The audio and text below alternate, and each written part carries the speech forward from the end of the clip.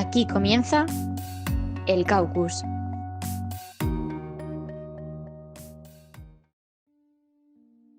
Pues así es, bienvenidos y bienvenidas al programa 6 del Caucus. En esta ocasión volvemos a tener una entrevista muy interesante. Ya hemos tocado el plano comunicativo y el plano periodístico, y hoy toca tratar el plano más político y geopolítico posible. El protagonista de hoy es Álex Maroño, nacido en 1995 en A Coruña, colabora para El Orden Mundial y es graduado en Relaciones Internacionales y máster en Democracias Actuales, Nacionalismo, Federalismo y Multiculturalidad. En El Orden Mundial escribe, sobre todo, de la actualidad de los Estados Unidos, así como de las minorías raciales y el sistema político estadounidense.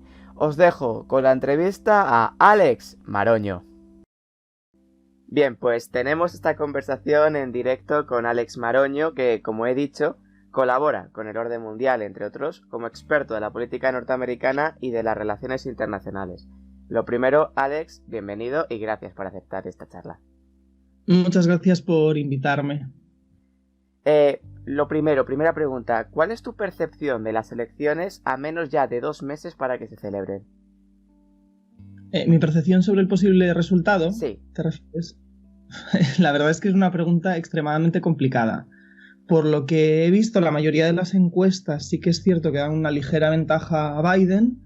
Creo, si no me equivoco, estaban alrededor de los 7-8 puntos. Sí.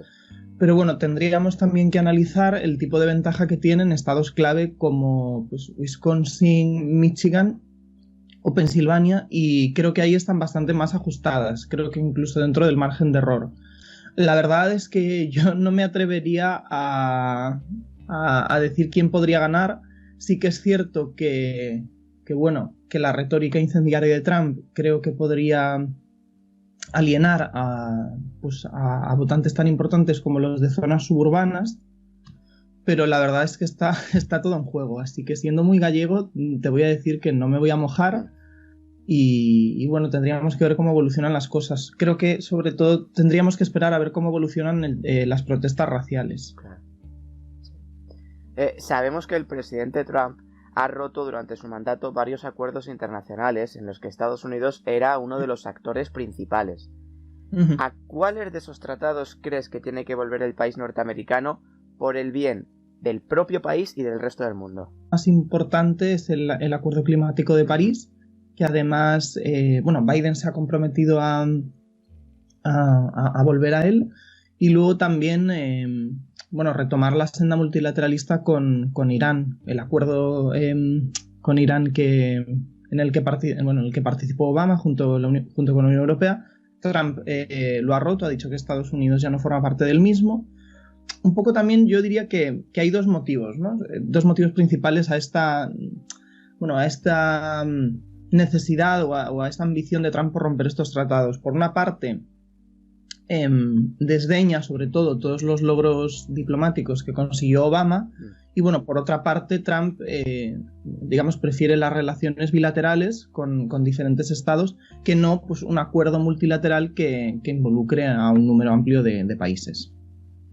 ¿Y por qué crees que Trump ha tenido esta estrategia? ¿La estrategia de romper tratados? Sí. Bueno, porque Trump tiene esta visión del mundo, o sea, su marco principal de relaciones internacionales es el ya conocido America First, y bueno, es un marco que se enmarca, valga la redundancia, dentro de una visión del mundo pues, más realista, en la que la defensa de los intereses internacionales está por encima pues, de un sistema de normas internacionales. Pues, cuyos referentes pues, se acercan más a teóricos como Maquiavelo. Mientras que una administración Biden, por otra parte, se acercaría más a un liberalismo en relaciones internacionales, donde la cooperación internacional tiene gran peso. Sí. Precisamente Biden fue el vicepresidente de Obama y se le recuerda porque tuvo bastante peso, mucho peso respecto a las relaciones internacionales, los tratados. ¿Cuál es tu opinión en este aspecto? Ya has hablado que sería una especie de liberalismo internacional. ¿Podrías profundizar un poco más? Sí, bueno, yo creo que así a grandes rasgos Biden defendería esta visión más tradicional de Estados Unidos como gran potencia que tiene una gran presencia dentro del mundo. Y sí que es cierto que bueno, como he dicho, se adscribe a este liberalismo, pero bueno, también creo que vale la pena puntualizar que con respecto a China, Biden también ha entrado en una guerra dialéctica con Trump con respecto a la narrativa al respecto de las relaciones que hay que tener con el país. Me llama mucho la atención que Biden, habiendo formado parte de la administración Obama, ha tratado de mostrar a Trump como débil con China, ¿no? Y en cierto modo creo que la posición asertiva de Estados Unidos con el gigante asiático aumentará si Biden, o al menos no disminuirá si Biden es elegido. Evidentemente introduciría otros temas en esta confrontación con el país, como puede ser, por ejemplo, el tratamiento de los derechos humanos de la minoría uigur o el tema de la polución china, ¿no? Sí. Entonces sí que es cierto que Biden se adscribe más a un liberalismo multilateralista en el que defiende pues, recuperar las relaciones transatlánticas, por ejemplo, pero sí que es cierto que con China va a mantener esta retórica de confrontación. Sí, justamente te iba a preguntar por lo de China. ¿Por qué crees que se ha creado este clima de confrontación casi permanente entre Estados Unidos y China, sea el candidato que sea?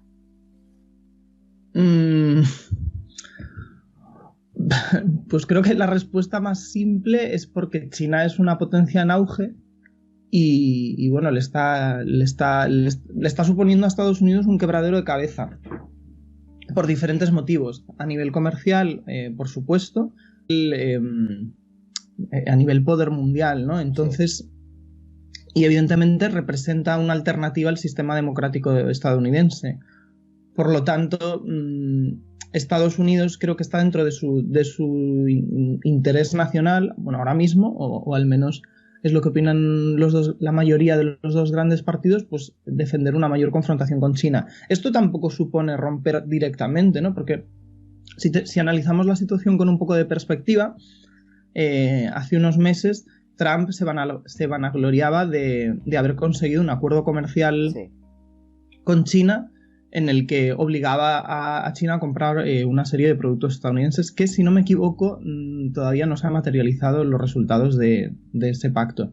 Pero bueno, que la confrontación con China tiene varias vertientes, pues, sobre todo yo creo que es a nivel geopolítico el más importante, pero bueno, también pues, a nivel tecnológico con el tema de Huawei, o evidentemente a nivel comercial y bueno, yo creo que eso es lo principal. Acabo de encontrar que tenía aquí apuntado que el plan, de hecho, de Biden, el plan económico de Biden se llama Buy American y Make It in America. Por lo tanto, pese a que él, como decía antes, se acerca más al liberalismo, a nivel económico creo que puede adscribirse en cierto modo dentro de un mayor nacionalismo estadounidense. Sí. Estados Unidos, tal y como comentaste antes, está en uno de los años posiblemente más convulsos de su historia moderna. Pues a la crisis provocada por el coronavirus se le ha sumado la explosión total de la crisis provocada por el racismo y por la desigualdad racial. ¿Crees que estamos presenciando un cambio de era en los Estados Unidos? Creo que sí. Sí, creo que la respuesta más Lives Matter, pese a que, bueno, digamos en Europa nos ha llegado sobre todo ahora la información respecto a estas protestas. Este movimiento ya se remonta al año 2013, tras el asesinato de un adolescente por un guarda de seguridad, y sobre todo ganó notoriedad en Estados Unidos tras las importantes protestas de Ferguson en Missouri de 2014. Este año, sobre todo estos movimientos ciudadanos han ocurrido dentro como tú decías, del movimiento por el fin de la violencia sistémica contra la población negra, pero en especial después de dos asesinatos que marcaron mucho a la población, que fue el de Breonna Taylor en marzo en Kentucky y el de George Floyd en Minnesota. Bueno, y más recientemente los disparos que han dejado, creo que tetrapléjico a Jacob Blake en Kenosha, en Wisconsin. Entonces, este movimiento que tanto los demócratas como los republicanos están intentando capitalizar de una forma o de otra, ¿no? Entonces el Partido Demócrata se ha mostrado muy ambicioso con un paquete de medidas que en el Senado y en la Cámara que defiende, pues yo qué sé, ¿cómo se dice? La prohibición de los estrangulamientos, Sí. el fin de la inmunidad cualificada para los policías, etcétera. Mientras que sobre todo los republicanos tratan de defender esta máxima que creo que, no sé si fue Reagan o Nixon, que ya la defendió en su momento, de ley y orden, para sobre todo movilizar a esta población suburbana, de zonas suburbanas, que ve la violencia en las ciudades desde una perspectiva, desde sus casas y pues para generarles miedo, ¿no? Pero bueno, centrándome en tu pregunta, creo que sí que estamos en un cambio de ciclo. Creo que llevamos unos años, porque el movimiento ya tiene una serie de años, pero bueno, no, o sea, creo que también es importante decir que porque Biden, o sea, Trump no inventó el racismo en Estados Unidos, y si Trump sale de la presidencia, el racismo no va a desaparecer. Claro. Tiene unas raíces muy importantes y de hecho, si alguien está interesado en conocer más al respecto, hay un proyecto que sacó el New York Times el año pasado, el 1619 Project, que habla sobre las raíces del racismo desde una perspectiva histórica, y lo analiza desde diferentes planos. ¿Y crees que tendrá que haber un cambio en la estructura, en las bases de la política estadounidense para que podamos ver una mayor igualdad racial? ¿Pero a qué te refieres, perdona? Sí, me refiero sobre todo a las políticas, porque parece que llegue quien llegue, evidentemente hay candidatos y candidatos, pero llegue quien llegue, nunca se llega a terminar del todo con la igualdad racial, o no hay un ataque frontal en contra de esa igualdad. Categórico, me refiero. Es que es un tema sobre el que podríamos hablar tantas horas, pero bueno, si lo analizamos a nivel político, es cierto que las dos cámaras que forman el Congreso, la Cámara de Representantes y el Senado, tienen una mayoría de población blanca. Entonces sería importante diversificar más la raza de los representantes en ambas cámaras. Pero es que, ¿cómo decirlo? Es que o sea, hay muchas propuestas por parte de los demócratas y por parte de los republicanos. Yo creo que sí que hay un interés en avanzar sobre estos temas, y hay en cierto modo un consenso con respecto a que Estados Unidos necesita un cambio como país, pero las medidas difieren mucho porque hay una serie de intereses cruzados, ¿no? En el caso de los demócratas, con más o menos abiertamente a la comunidad policial, y los republicanos han tratado también de capitalizar este descontento de los policías y los agentes de la ley para conseguir votos. Entonces, sí que evidentemente es muy importante introducir políticas que mejoren la vida de la población afroestadounidense, pero bueno, no creo que vaya a ser tan fácil como cambiar el número de representantes del Congreso, o sí, que la mayoría en ambas cámaras la consiga un partido u otro. Sí, la semana pasada hablaba con Flor Grillo en este podcast y decía que en la Convención Nacional Republicana prácticamente no se había dejado a títere con cabeza, o no se había dejado a ninguna minoría sin atacar. ¿Crees que es una buena estrategia de Trump en 2020? Pues a mí es una pregunta que me podría dar para hacer un monólogo muy largo, pero yo, que no tengo aquí ningún tipo de peso en nada, creo que no, y creo que las encuestas juegan en su contra. O sea, Estados Unidos es un país en el que no sé ahora mismo en qué año está, o sea, se cree que se va a convertir en un país en el que la mayoría blanca se convierta en una minoría más, ¿no? Entonces sí que es cierto que Trump ha sabido capitalizar muy bien este descontento racial o este resentimiento que existe en diferentes estados, sobre todo asociado a la desindustrialización. Pero bueno, al final es una población que se está reduciendo. Su base de votantes principal, que son la población obrera, sobre todo los hombres blancos obreros sin título universitario, es una población fake news, pero es de verdad, en el que en 2016 esta población, los hombres blancos sin título universitario, creo que eran el 43%, y ahora ya se han reducido al 39% de la población. Entonces es una población que se está reduciendo, pero es una población también muy movilizada, que tiene mucho resentimiento a lo que se ha conseguido en términos raciales. Entonces creo que no es una buena estrategia porque esta base de votantes se está reduciendo, pero también es cierto que es una base de votantes que ahora mismo está muy movilizada con respecto a Trump. La aprobación de Trump también en el Partido Republicano es muy alta. Entonces esto también juega a su favor. Sí, ¿y consideras a Biden el mejor candidato posible para el Partido Demócrata? Bueno, es el candidato que eligieron sus afiliados, así que supongo que las personas que están afiliadas al Partido Demócrata creen que lo es. Yo creo que tiene una serie de debilidades políticas importantes, pero bueno, también tiene un número de fortalezas que le hace muy atractivo, ¿no? Si analizamos sus principales debilidades, bueno, a nivel político tiene muy poco carisma, poco carisma.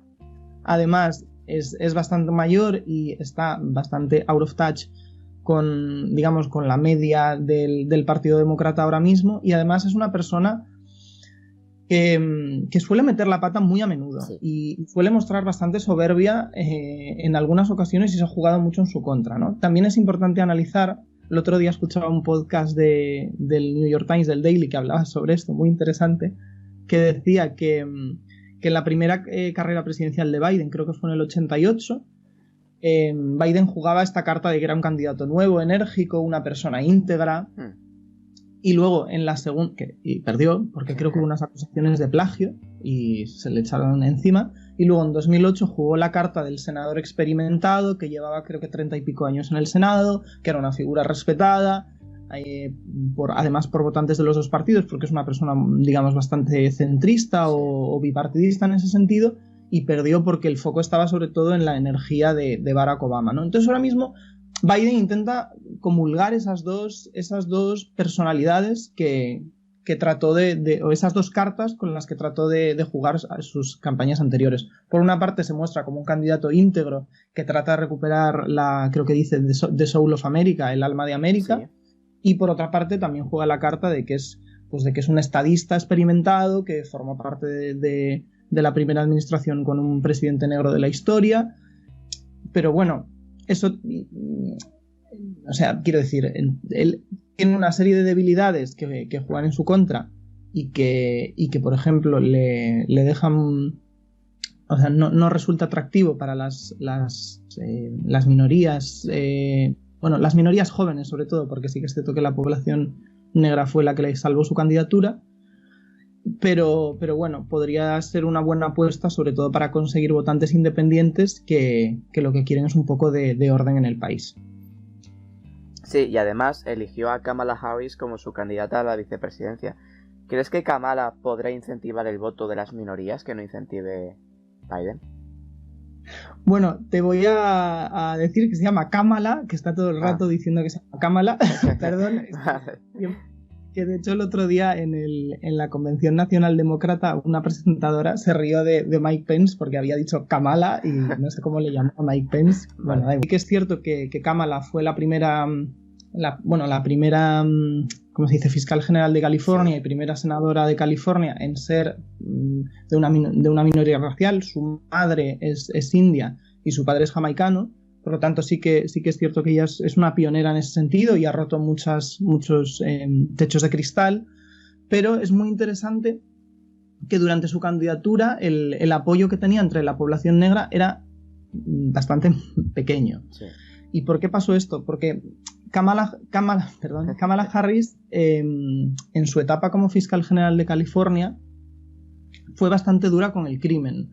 Y eso se le criticó mucho durante su campaña presidencial, porque se dice que no avanzó los intereses de la minoría y no contribuyó a reducir las tasas de encarcelamiento de la población negra en el estado. Entonces, de hecho, el ala progresista del partido la tacha de top cop, la tacha de jefa de policía, que además es un apelativo que ella ha intentado como del que ella ha intentado como apropiarse y no sé si le ha salido muy bien. Entonces, la respuesta corta es que creo que no. Creo que a priori no va a servir mucho para movilizar un electorado, digamos, minoritario. Quizá, sobre todo, esa carta la juega Biden porque tiene muy buena aprobación dentro de la población negra más mayor, pero creo que ella también puede ayudarle a consolidar su voto con un colectivo muy importante, que son las mujeres suburbanas y sobre todo las mujeres blancas moderadas, que fue un colectivo que en 2016 se decantó por Trump, pero en las midterm de 2018 ya empezaron a acercarse más al partido de 2020. Se dice que podrían ya decantarse por Biden en vez de por Trump. Sí, y algo que se habló cuando fue escogida Kamala es que si dentro de 4 años iba a ser ella la candidata para los demócratas. ¿Ves esto posible? ¿Viable? ¿Cómo lo ves? Sí, yo creo que bueno, ella es una persona muy, muy ambiciosa y seguramente se presentará en 4 años. Bueno, todavía no está claro, o sea, en el hipotético caso de que gane Biden, no está claro que se presente. Se entiende que sí, porque él se ha tratado de definir como un candidato de transición generacional. Entonces, por sus declaraciones entendemos o podemos entender que solo va a presentarse a unas elecciones. Pero bueno, esto también tendríamos que verlo, porque el poder no sabemos si cambiaría a Biden. Sí. Pero bueno, Kamala sí, seguramente se presentará de aquí a 4 años y sobre todo yo creo que se convertirá en el referente del establishment más moderado, más centrista, pero bueno, tendrá una serie de competidores y competidoras por la izquierda que además hemos visto que han tenido mucho impulso en las últimas primarias demócratas. Es bastante notable, no creo que esto sea 100% realista plantearlo, pero bueno, que Alexandria Ocasio-Cortez cumpliría la mayoría de edad requerida para presentarse a presidenta dentro de 4 años. Entonces, creo que sí, que es una gran contendiente de cara a unas elecciones en 4 años, pero bueno, tendrá que enfrentarse a un ala izquierda y a un ala progresista que cada vez tiene más impulso. De hecho, las últimas primarias de demócratas en Massachusetts mostraron este impulso que tiene el ala progresista. Sí, justo ya llegando a la última parte de esta conversación, respecto a la transición que tiene que haber tanto en el Partido Demócrata como en el Partido Republicano. Hay nombres como Nikki Haley por parte del Partido Republicano y del Demócrata como Alexandria Ocasio-Cortez. ¿Ves a Estados Unidos, primero, preparado para que una Alexandria Ocasio-Cortez fuera presidenta? Y segundo, ¿lo ves preparado para gente joven, sabiendo que los últimos candidatos tienen una edad bastante importante, salvo Obama? Bueno, para intentar de simplificar mi respuesta, creo que no. Creo que con respecto a Alexandria Ocasio-Cortez, creo que no. Creo que Estados Unidos no está preparado para una candidata como Alexandria Ocasio-Cortez. Es importante analizar que ella viene de un distrito fuertemente demócrata de Nueva York, pero creo que pese a que sus propuestas pueden avanzar muchas de las desigualdades sistémicas de la población, porque Estados Unidos, al votar por el Electoral College, tiene bastante peso estados rurales y sería imposible e impensable que una persona como Alexandria Ocasio-Cortez fuera presidenta, al menos ahora mismo. Además, quiero decir, no solo la política estadounidense, pero bueno, la política estadounidense específicamente es bastante sexista, tiene un importante problema de machismo. Y simplemente hay que analizar el número de candidatas que ha habido a la presidencia. Una. Y perdió, ganó por el voto popular, pero perdió por el voto del colegio electoral. Y en vicepresidentas solo ha habido 3, contando a Kamala. O sea, creo que la primera fue Geraldine Ferraro, no sé si en los 80 o, hace bastante tiempo. Sí. La segunda fue Sarah Palin en 2008 y ahora Kamala Harris. Entonces, en ese sentido, no. Estados Unidos no está preparado para eso. Nikki Haley, o Haley, no sé cómo se pronuncia, sí que es una buena candidata y ella además a nivel ejecutivo dentro del Partido Republicano, pero creo que va a ser imposible, ¿no? El Partido Republicano ya trató de diversificarse en 2016 con la candidatura de Marco Rubio e incluso de Ted Cruz, Sí. Pero se ha visto que yo creo que el Partido Republicano ahora mismo no está centrado en aumentar esa base de votantes e incorporar votantes de minorías. ¿Y cuál era la otra pregunta, perdona? Sí, no, de si Estados Unidos estaba preparado, bueno, primero para tener esos candidatos y después segundo para tener una regeneración en la política, en la presidencia. Vale, con respecto a la regeneración a nivel presidencia, bueno, yo creo que sí que es posible. Yo creo o sea, no creo que la brecha más importante sea la generacional, porque por ejemplo sí que una candidatura joven como la de Pete Buttigieg dentro de las primarias demócratas tuvo bastante impulso y se hablaba de que podría ganar incluso. O sea, no creo que sea tanto un problema generacional, que evidentemente también, sino más ideológico. Creo que las brechas más importantes que definen sobre todo ahora mismo al Partido Demócrata, que es el que está en la oposición, es ideológica y también racial, pero bueno, no creo que sea tanto un problema de que un candidato joven no vaya a llegar nunca a la presidencia, que yo creo que sí que es posible, sino que para que ahora mismo ese candidato joven alcance el poder ejecutivo tendría que ser una persona centrista. Sí, estamos hablando del Partido Demócrata. Creo que una persona joven, racializada y progresista no va a alcanzar la presidencia, al menos en una candidatura demócrata en los próximos años. Creo que es impensable. Sí. Y algo que hemos hablado antes y que ha marcado este primer mandato de Trump ha sido sus relaciones con países como Rusia o China. Ya hemos hablado acerca de China, pero queda el gigante ruso. ¿Por qué consideras que a un Vladimir Putin le conviene tener al frente de Estados Unidos a Trump?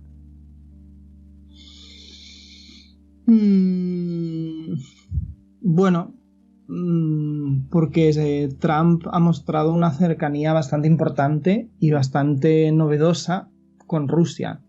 O sea, hay muchos ejemplos que prueban esta afirmación, pero bueno, Trump no ha criticado abiertamente a Putin en numerosas ocasiones. La más reciente fue con el caso del envenenamiento de Navalny, el opositor ruso. Yo creo que, si no me equivoco, pero creo que Trump todavía no ha criticado abiertamente a Rusia por este envenenamiento. Exacto. Hace unas semanas o unos meses ya, no sé, porque la noción del tiempo pasa un poco rápido en estos momentos, el New York Times habló de este tema de que Rusia había pagado a mercenarios para que en Afganistán.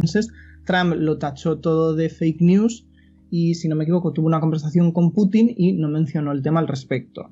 Entonces, a Rusia le favorece que Trump esté en el poder porque bueno, Trump no va a oponerse abiertamente a Putin. Sí que es cierto que ha tenido algún tipo de fricciones, por ejemplo, con la ruptura de este acuerdo armamentístico. O sea, Trump se negó, no sé si se negó a renovarlo o lo rompió. Ahora mismo no lo recuerdo perfectamente.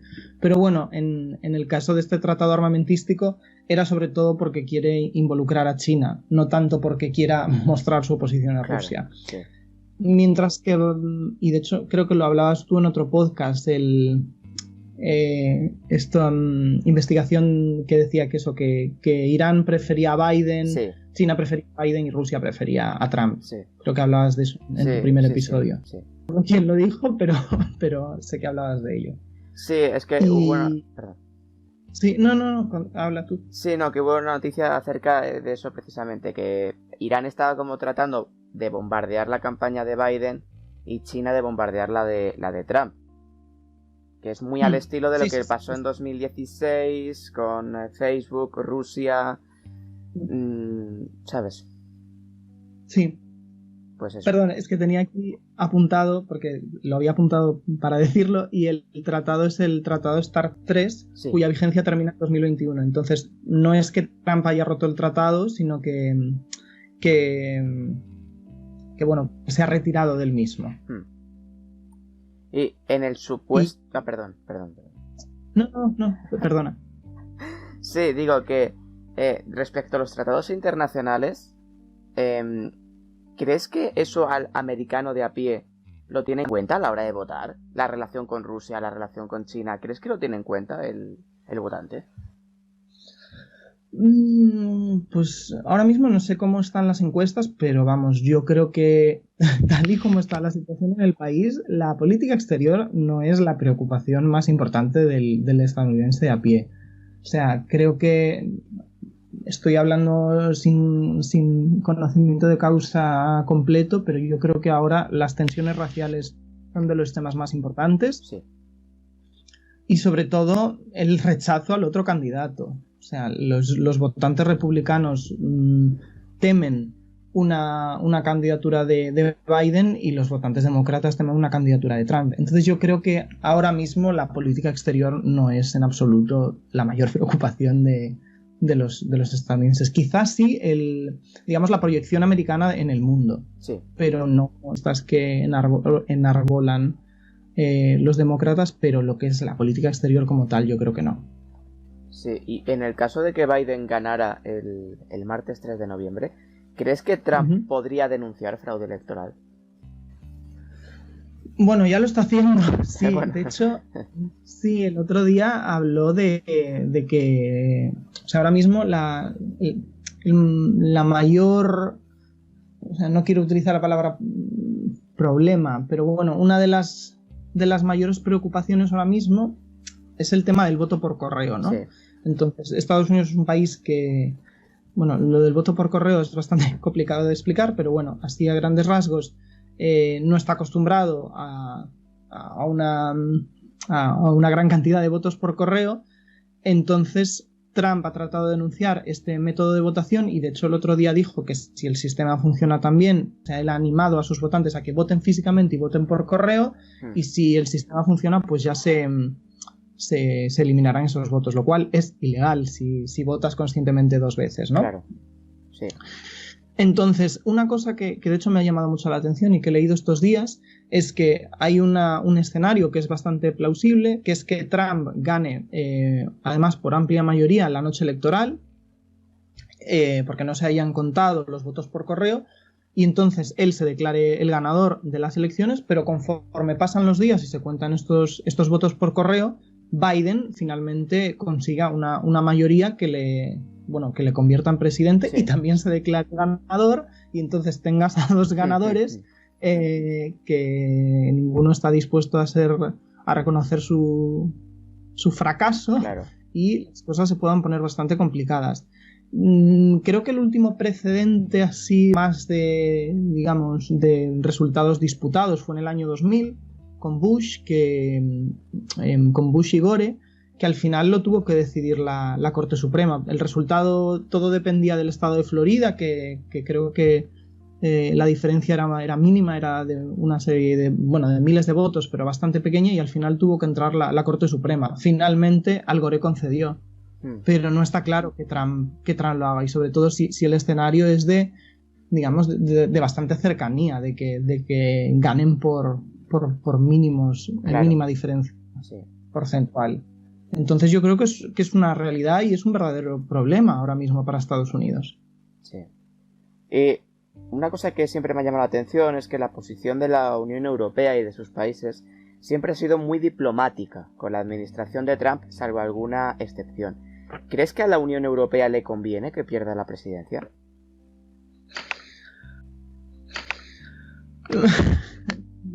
Pues, a ver, yo creo que la relación transatlántica bajo la administración Trump se ha resentido. Sí. También por la propia naturaleza de Trump. Como dije antes, Trump, la política de America First de Trump defiende las relaciones bilaterales.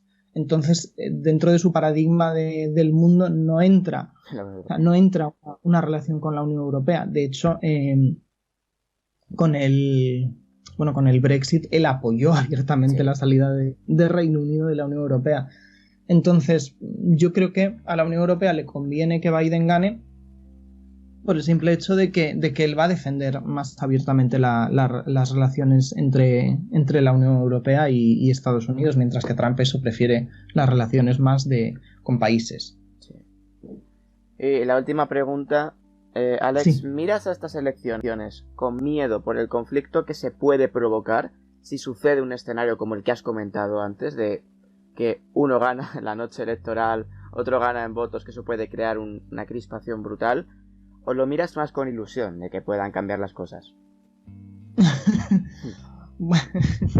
Pues la verdad es que como soy analista me cuesta mucho dar mi opinión personal, entonces yo creo que sobre todo lo miro con preocupación de cómo están avanzando las cosas y de la verdadera crispación social y política que hay ahora mismo en Estados Unidos.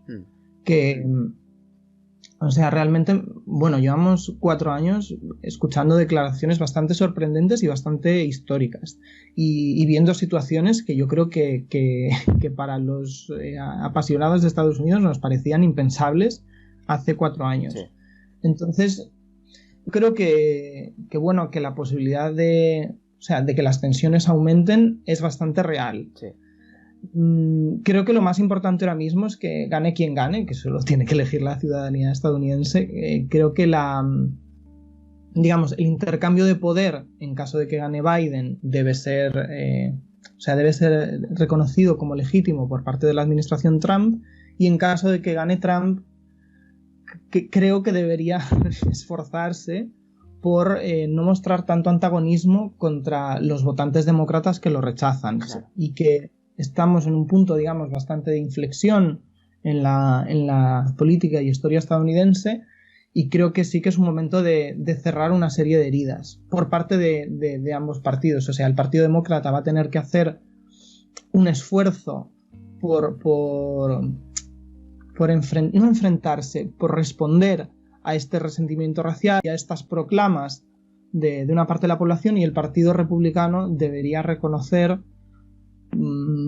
pues que su popularidad entre, por ejemplo, la población negra es bastante limitada, ¿no? Y que tienen que también responder a esas demandas de la población. Sí. Entonces yo creo que eso es lo más importante. Sobre todo que gane quien gane, cerrar heridas. No creo que sea fácil y no estoy seguro de que vaya a ocurrir, sí. Pero bueno, creo que sería lo que debería ocurrir en Estados Unidos ahora mismo. Sí. Bueno, Alex, pues ha sido todo un placer. Te seguimos leyendo en el orden mundial, y muchas gracias por haber aceptado esta conversación. Pues muchas gracias por contar conmigo y nada, muchas gracias y un abrazo. Adiós. Hasta luego. Y bueno, después de esta interesante entrevista, lo primero, lógicamente, gracias a Alex Maroño por haberse prestado a hablar durante unos minutos sobre qué puede suceder con Estados Unidos, sus relaciones internacionales, si gana uno u otro candidato. Y ahora pasamos a los titulares de la semana. Y los titulares de esta semana comienzan con Michael Cohen, el antiguo abogado de Donald Trump. Saca hoy el libro Desleal, unas memorias, en las que describe al actual presidente de los Estados Unidos como un matón, racista, mentiroso o depredador, entre otros adjetivos, e incluso también citas textuales de Donald Trump que le dijo al propio Cohen como: dime un país dirigido por una persona negra que no sea una mierda. Alan Lichtman, historiador y académico de la American University y descrito por el New York Times como el Nostradamus de las elecciones presidenciales, debido a que lleva sin fallar un pronóstico desde la reelección de Ronald Reagan en 1984, ha vaticinado que el ganador de las elecciones de este 3 de noviembre será Joe Biden. Su método está basado en 13 preguntas a base de postulados y cuyas respuestas son de verdadero o falso, tal y como reporta el medio La Tercera. Esta semana hubo polémica en la televisión estadounidense porque Jennifer Griffin, periodista de Fox especializada en la seguridad nacional, aseguró que el presidente de los Estados Unidos no quiso llevar a cabo la ceremonia para honrar a los muertos de guerra estadounidenses por el clima y que Donald Trump llamó perdedores o tontos a los soldados fallecidos en la Primera Guerra Mundial por parte del bando norteamericano. Ante esto, el mandatario pidió su despido a través de Twitter. Y el último titular de la semana hace referencia a la tecnología, pues la gigante norteamericana Microsoft ha presentado su programa para detectar fotos y vídeos manipulados digitalmente. Este programa analiza cada fotograma buscando las pruebas de tal manipulación y puede ser de gran ayuda de cara a las elecciones presidenciales de este mes de noviembre. Por ello, la empresa quiere probar el programa con medios como la BBC y el New York Times, como cuenta La Vanguardia. Y aquí llega el final del 6º capítulo del Caucus. Ya la semana que viene entramos en el ecuador de esta carrera por la presidencia de los Estados Unidos. Ya no será una entrevista, hemos hecho 2 seguidas, pero habrá más en el futuro. Lo primero, gracias a Kevin MacLeod, que todas sus canciones son las que están sonando y están disponibles bajo dominio público. Nos podéis seguir en Twitter, Instagram, @trijournal y ahora también @distrito51revista.